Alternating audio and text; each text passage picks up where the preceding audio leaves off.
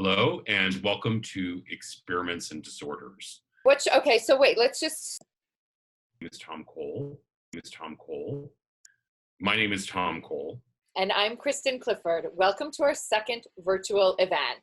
Experiments and Disorders is one of Dixon Place's longest running literary series. Christen and I have been curating it for about 10 years. We've had probably over 100 writers. Normally our events happen in the lounge.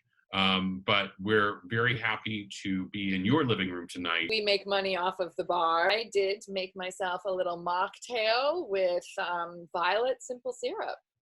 It's really good. So this is a good time to grab a drink. And we're really excited because we have two wonderful writers tonight, Eileen Myles and Jasmine Mans.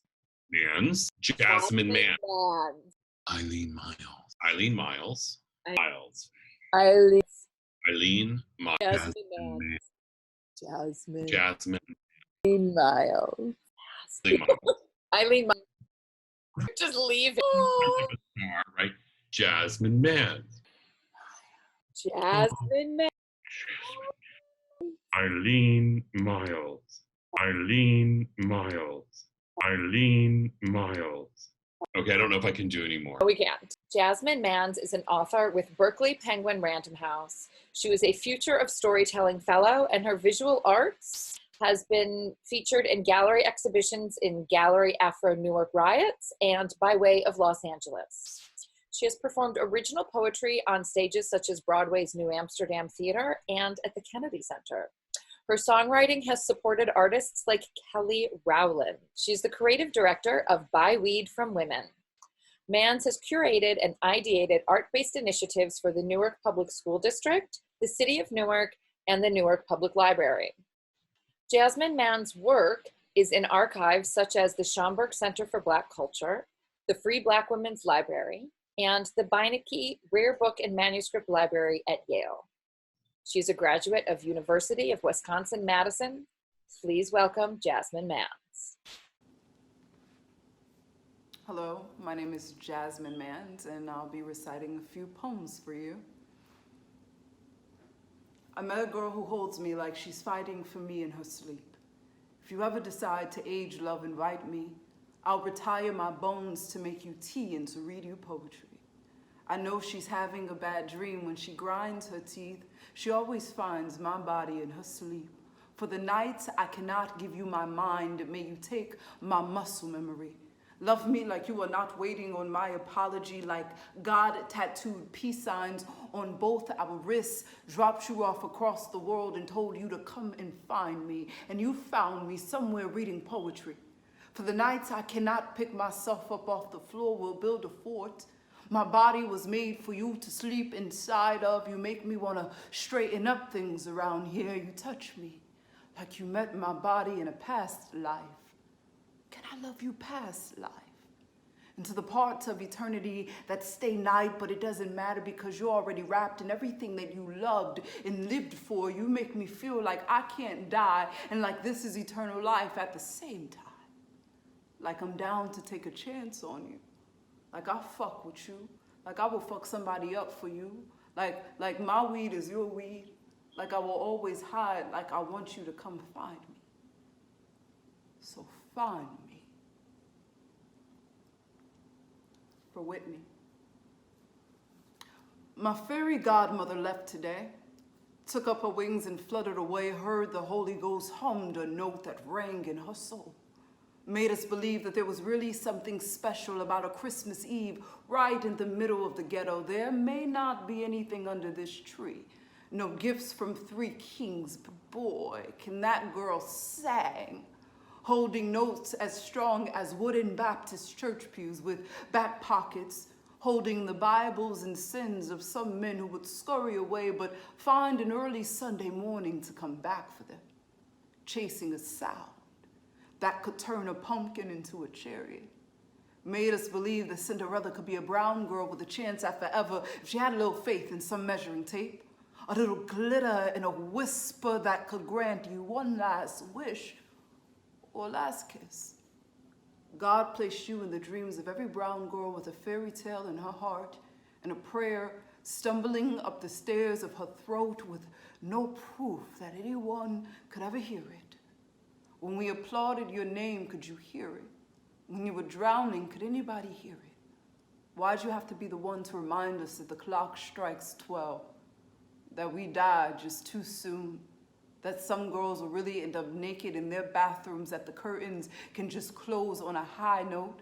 That you can find heaven and a quick fix on the same street in the bricks, leaving you with regrets that'll run your throat dry? That would make you take some secrets to the grave and can make a flower blossom right up out of concrete. Newark then folded her baby back into its soil, placed you between her palms and a saw, a black girl with faith, as blind as the wind, yet as real as its whisper, forcing us all to remember that God can look at you, sins and all, and still think that you are beautiful enough to die for. Whitney, I believe in miracles because of you. Promise to tell my daughter about you, about the day that God turned 1,000,000 mice into men that would carry your body to the gates of heaven. I believe that there is a glass slipper and a pair of wings for you and every girl from Newark with a dream. That it is the most beautiful, beautiful ball, beckoning us all to just dance with somebody.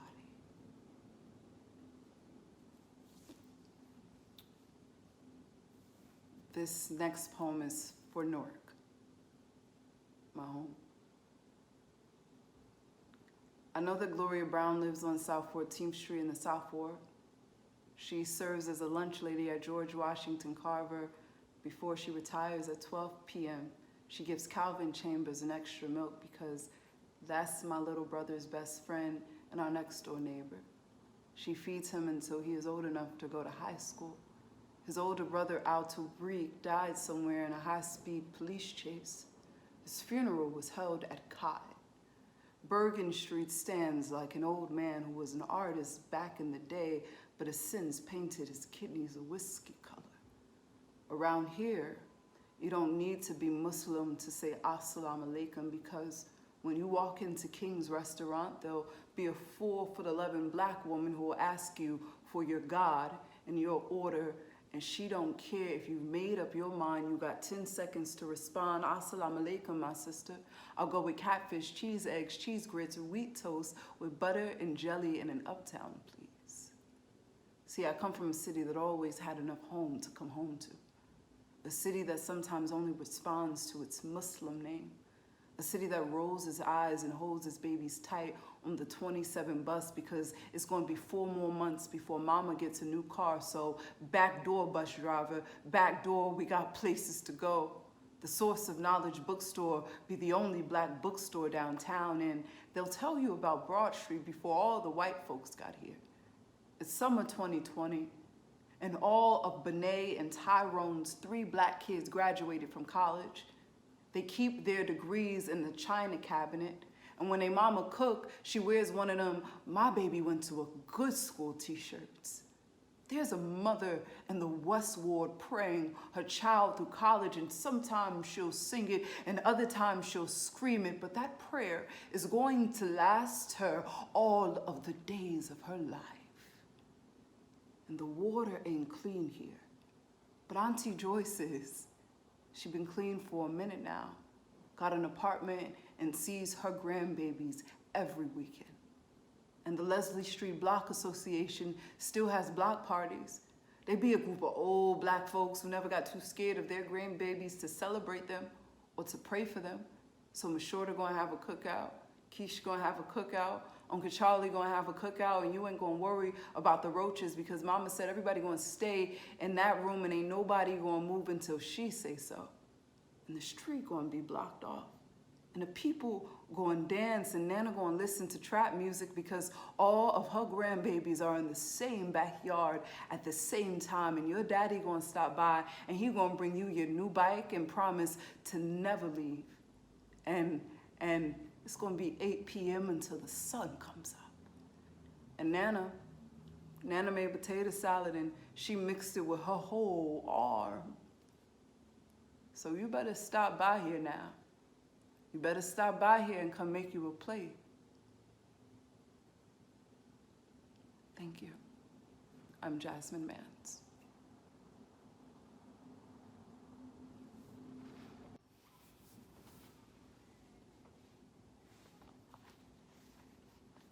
Chalk Outlines of Snow Angels by Jasmine Mans. Mama said the bomb wasn't meant for me. I think it was meant for Pastor Martin because he be having them dreams. Maybe those white men didn't know that little black girls be going to church too. And we be folding our hands praying and be taking communion just like their daughters do. I was supposed to wear my church shoes. If I listened, maybe the bad men would have never came for me. I knew they matched my dress, but they always just be hurting my feet. I'd be wondering if God christened the bombs that exploded my flesh into sacrifice. Does anybody be hearing those sacrificial scriptures spoken in tongues claiming Christ before everything went boom? Before the smoke and rubble baptized these collapsing bones, you know, these stained glass windows be hiding destruction. I'd be thinking maybe if they knew that we were like the most beautiful flowers. Right before the wind and the dirt began playing tug of war with the delicates of our petals, Mama said one man died for the sins of this entire world.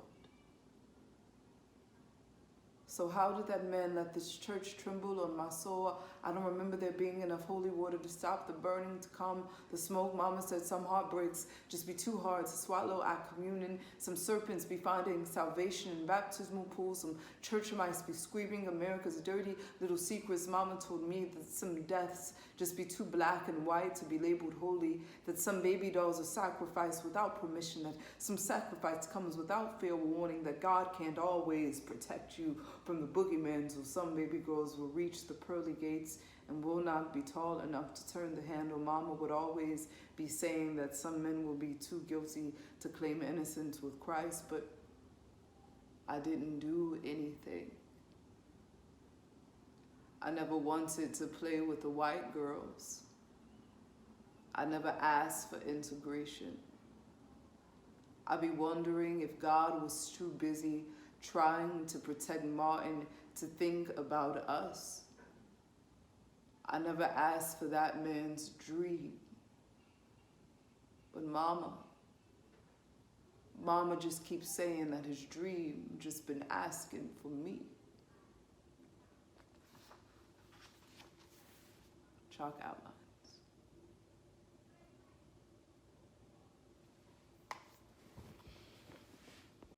It's a great honor, and I'm also humbled to introduce to you our next writer, who is Eileen Myles, one of our very, very finest poets, novelists, essayists, and so we're very grateful to have her here with us tonight. Eileen was born in Cambridge, Massachusetts, and came to New York in 1974 to be a poet. They're also a novelist and a journalist. There are 21 books translated into many, many languages. Include Evolution, Afterglow, a dog memoir, and in 2017, a reissue of Cool for You, my personal favorite, and I Must Be Living Twice, new and selected poems, and of course, Chelsea Girls. In 2020, Yale Press will publish a book-length essay, For Now, on writing. In 2018, they showed their photographs at Bridget Donahue Gallery in New York, and they wrote and directed The Trip, a 17-minute Super 8 film currently showing in festivals. Eileen is the recipient of a Guggenheim Fellowship, an Andy Warhol Creative Capital Arts Writers Grant, 4 Lambda Book Awards, and the Shelley Prize from the PSA. In 2016, Myles received a Creative Capital Nonfiction Grant and the Clark Prize for Excellence in Art Writing. And in 2019, they were awarded a grant from the American Academy of Arts and Letters. In 2020, they received the Bill T. Whitehead Lifetime Achievement Award from Publishing Triangle. They live in New York and Marfa. Please join me in giving a warm virtual welcome to Eileen Myles.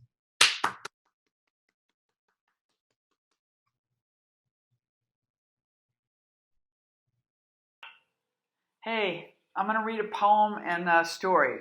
This is called Because I Was In. A pig stepped up to the mic and said, "Save me." The refrigerator door said, "Hello." Aaron zoomed. I changed my shirt. The filter wouldn't fold. I said, "What's going on?" He said, "It's Chinese. It comes from China." I said, "You're not my president." But neither is she. The mango is soft today, and it doesn't matter what cup I used. I wrote XXXOOO, XXXOOO, XXXOOO, XXXOOO, XXXOOO, XXXOOO, XXXOOO. I wrote XXXOOO, XXXOOO, XXXOOO, XXXOOO, and I could have gone on forever. She wouldn't finish the Scrabble game because she needed to sleep. The connection in my town is so slow. She'd make her move and I'd wait to see it. That's why she got sleepy. Say it simply. Say it. Maybe therapy can fit right here. All of it. The sound of her body means she's waiting for the sound of her food on the floor. And I'm the chef because I open a can. I hear her crunchy, chewy good morning. David, you're my man. Joe and Charlie are staying in. Sophie's sick, and that's why she's needy. When she's better, she says she'll enjoy the pleasure of isolation. I guess because I was getting wiggy, my dog says, "I'm thinking of going back to bed." I say, "Fine, I'm going to do therapy." And she's still cleaning her mouth in the kitchen. She does it while she thinks, considering her move. And a bird outside tweets. They can pay me for the first 500 words, but it seems I'm on a slide of staying in.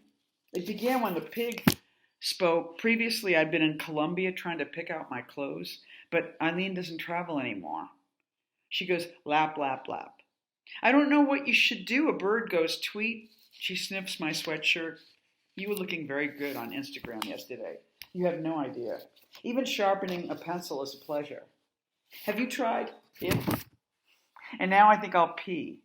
Her shadow follows me. She does downward dog.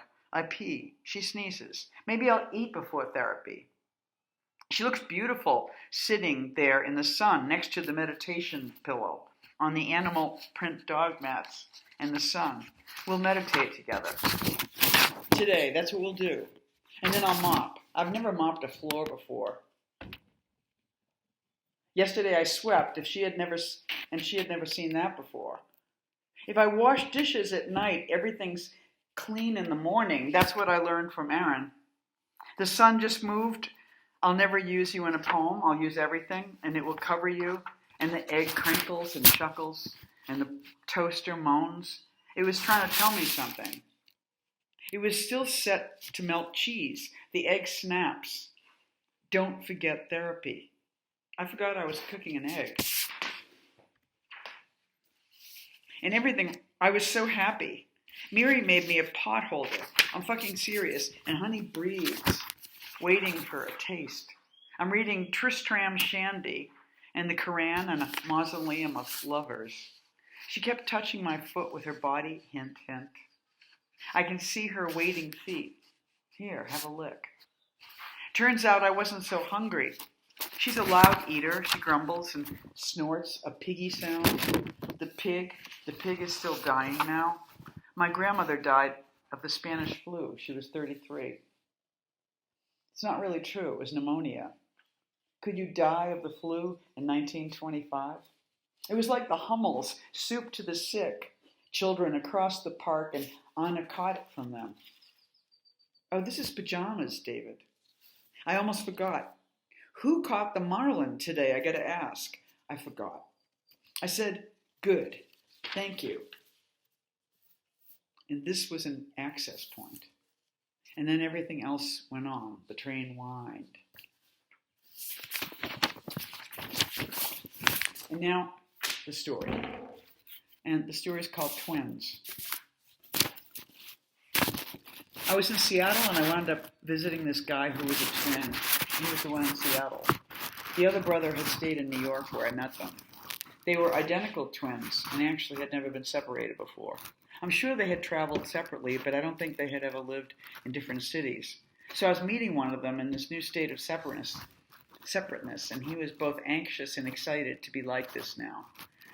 I'm about to tell you a small story he shared with me, the Seattle brother. But as I anticipate this, I have a problem I'd like to tell you about that I'm beginning to have with all my writing and my being. In my teaching, I suspect we only know so many things, and in the middle of a writing class I am teaching, I wonder if I've told them this before. And in the middle of my writing, I wonder if I've written this before. And in the middle... Wait a second. Shit. Okay, I wrote a short piece for a magazine, which will be included in a book I'm writing, and at some point I got an email from them because somebody in the office wondered if I had written this before. I think I said no, but I had. It was slightly different. The ramping up to the story was not the same, and it was a very good story, I think, or else I would not have told it again. The ramping up was not the same, but the story was, and someone who had read my work knew that, and I didn't. Clearly, people who know my work know more about my writing than I do. I don't know what stories I tell and what stories I have written. I have an assistant, and I'm about to give them a very good job. Lots of the work of working for me is pretty lousy. Taking in my mail, booking a car to the airport, mailing this book and logging that publication onto my CV, and copying this blurb to put on my website. No, it gets even lousier than that. Find this piece of paper in my apartment. No, worse, move my car on alternate parking days, and more widely, take my car away for a month when I cannot move it, and put my car entirely someplace else, like on a little vacation, a month in the country for my car when I'm away. But now the job, I think, is getting really cool. Because when you want to work for a writer, you probably want to do things rightly. Does anyone propose themselves as a writer's assistant without wanting to be a writer themselves? So the job would be a gateway to the life. A view, more or less. The worst, actually, is sending copies of my shrink bill to my insurance company. That is entirely the worst because they would not send us the reimbursal check. In fact, they claimed not to have received the forms. This went on and on. And the assistant had to keep calling them, and there was even a request to send a form or record a statement and that they could speak for me, essentially be my double in insurance matters. We did this once, at least once, and then they claimed that it had never happened. And then we had to do it again. Finally, the check came, and another, and even a third. I have never told my assistant about all three, only that it came once. The great job is looking at my books, only the prose, I believe. Poetry can repeat itself all at once, but poetry hardly ever tells stories, so I don't think it has this problem. Looking at my books and making a list of the stories I have told, chapter by chapter, the whole thing. I am thinking of 4 books. I figured we would pick a sample chapter, and I would make a list, and they would make a list, and we would compare to see if we had the same idea of what a story is. Because it's like this.